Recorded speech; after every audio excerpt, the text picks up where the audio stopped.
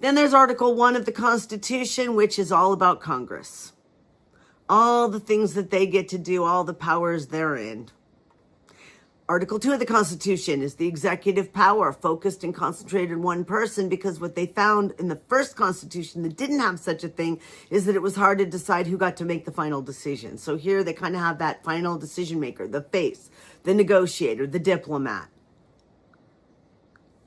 How come that raises a little bile these days? Okay, so all of that and the rights and powers contained therein. And Article 3 does indeed establish the justice system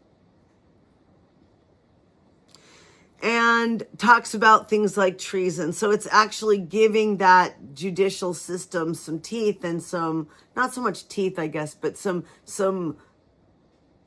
markings, some markings to tell them which way they want them to lean as they're interpreting things, I guess. Treason, like they specifically define treason because that was what they considered to be one of the more serious crimes possible, I believe. I am not a constitutional scholar.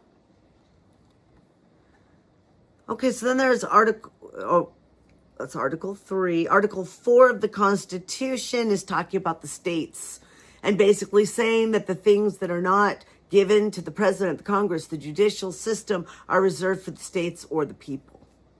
And it talks about the states and the distinctions and the fact that states have their independence. I think it might be in there. I didn't happen to notice right now where it also talks about the supremacy clause, where if there's a conflict, the federal wins. Now, that's the federalist system right there, just while we're on it. That's what federalism is all about, is the states having their realms and the federal system having their realms, and they complement one another as opposed to too much overlap. Article 5 is talking about amendments and how we do that to the Constitution because it's a work in progress. Article 6 is talking about debts and engagements entered into being valid, treaties, things like that, who has what to do with it. Article 7 talks about the ratification of the Constitution. And then we get to the part we're supposed to be talking about right now, the Bill of Rights.